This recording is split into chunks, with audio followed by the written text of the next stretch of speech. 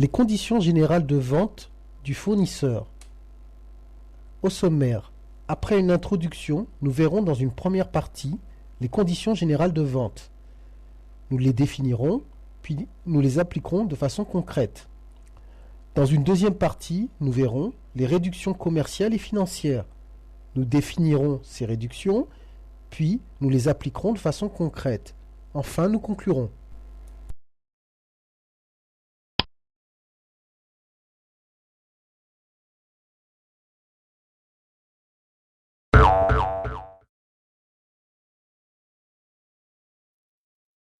Introduction. Les conditions de vente sont des dispositions prises par le fournisseur entre la commande et le paiement de la facture afin d'assurer une vente sans problème. Elles sont définies par contrat. Le client doit en prendre connaissance avant toute signature de commande. Elles figurent généralement au dos de la facture ou du bon de commande. Elles contribuent au choix du fournisseur. Grand 1. Les conditions générales de vente. Grand A. Définition. Déterminer pour chaque définition ci-dessous la condition générale adéquate. Prix accordé au client par le fournisseur lors de l'appel d'offres. La durée entre la livraison et le paiement des marchandises commandées. Nom du service qui s'occupe de la réparation en cas de problème. Les différents moyens utilisés pour acheminer le bien commandé. La durée pour livrer le matériel chez le client. Le prix figurant sur la facture. Les obligations du vendeur de réparer ou d'échanger le matériel en cas de problème. Garantie générale et particulière.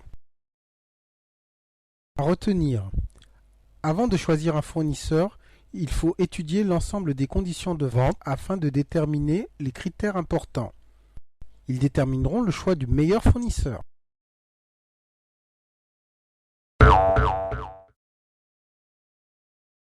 Grand 1. Les conditions générales de vente. Grand B. Application. Déterminer pour chaque expression ci-dessous la condition de vente adéquate.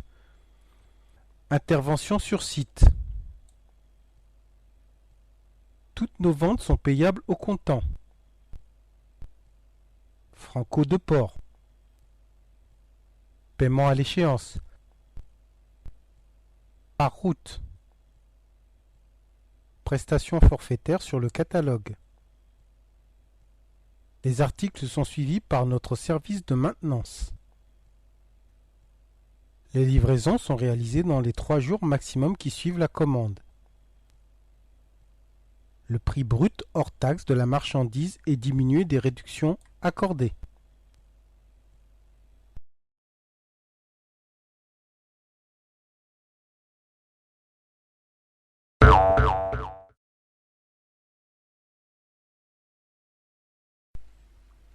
Partie 2. Les réductions accordées aux clients. Grand A. Définition.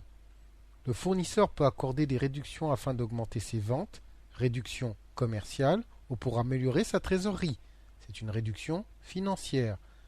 Application. Déterminer pour chaque définition ci-dessous le type, c'est-à-dire si c'est une réduction commerciale ou une réduction financière, et le nom de cette réduction. Réduction faite pour un défaut de qualité ou de conformité des objets vendus.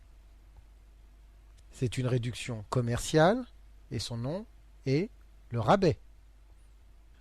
Réduction calculée sur l'ensemble des opérations faites avec le même client pour une période déterminée.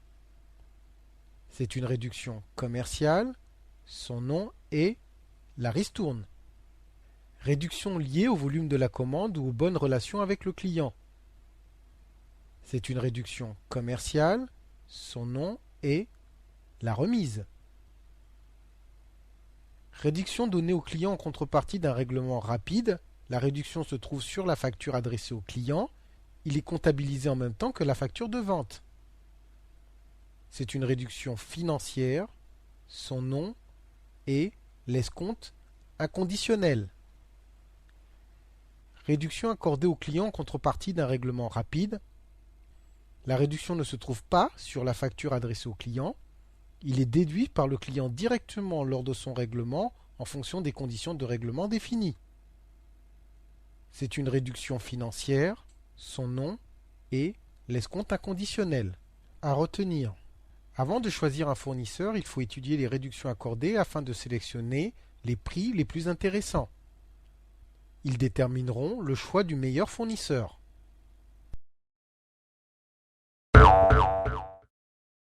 Grand 2, les réductions accordées aux clients. Grand B, application.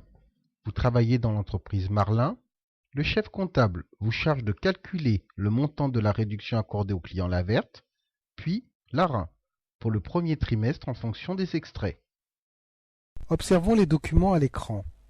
Il y a un extrait des conditions générales de vente qui va nous permettre de déterminer le type et la méthode de calcul de la réduction, puis deux extraits de compte, un pour le client Larin et un pour le client Laverte. Dans l'énoncé, il est stipulé qu'on cherche à calculer le montant de la réduction accordée au client Laverte, donc l'extrait du compte du client Larin ne sera pas utilisé. Dans un premier temps, dans une première partie, il faut calculer le chiffre d'affaires trimestriel et notamment du premier trimestre, c'est-à-dire de janvier, février et mars, ce qui donne un total de 278 000 euros. Dans une deuxième partie, on va calculer la réduction en fonction de l'extrait des conditions générales de vente. Nous avons déterminé notre chiffre d'affaires de 278 000 euros. Pour la réduction T1, il suffit qu'une partie du chiffre d'affaires soit compris entre 160 000 et 80 000. C'est le cas. Cette tranche de 80 000 subira donc une réduction de 2%. Pour la réduction T2, il suffit qu'une partie du chiffre d'affaires soit compris entre 160 000 et 250 000. C'est le cas. Donc cette tranche de 90 000 subira une réduction de 3%. Enfin, pour la réduction T3, il suffit qu'une partie du chiffre d'affaires soit compris entre 250 000 et 278 000. Cette tranche de 28 000 subira donc une réduction de 4%. Le total des réductions est égal à T1, 1600, T2, 2700 et enfin T3, 1120, soit un total de 5420. Si on doit préciser le type et le nom de cette réduction, on peut dire que la réduction commerciale accordée à Laverte est une ristourne.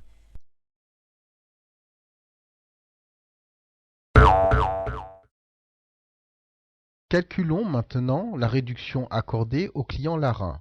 Dans un premier temps, on va calculer le chiffre d'affaires du premier trimestre, c'est-à-dire du mois de janvier, février et mars, soit 45 000, 55 000 et 70 000, qui nous donne un total de 170 000 euros. Dans un deuxième temps, on va calculer la réduction qui va de 0 jusqu'à 170 000. On obtiendra ainsi un calcul qui concerne simplement la tranche T1 et T2. Entre 0 et 80 000, il n'y a pas de réduction.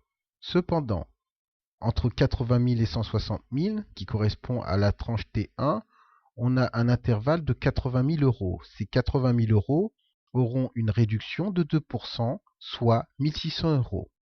La tranche T2, qui normalement est comprise entre 160 000 et 250 000, sera une tranche dont l'intervalle ira simplement de 170 000 à 160 000, qui est la limite de notre chiffre d'affaires. Cet intervalle de 10 000 euros subira une réduction de 3%, soit 300 euros. Le total des réductions est donc l'addition de T1 et de T2, 1600 et 300, soit un total de 1 900 euros. Cette réduction commerciale accordée à Larin est aussi une ristourne.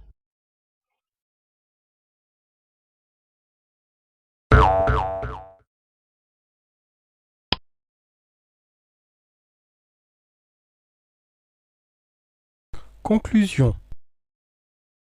Les conditions de vente concernent les prix, le paiement, la livraison, les garanties, les réductions accordées. Il est important de les vérifier avant de passer commande.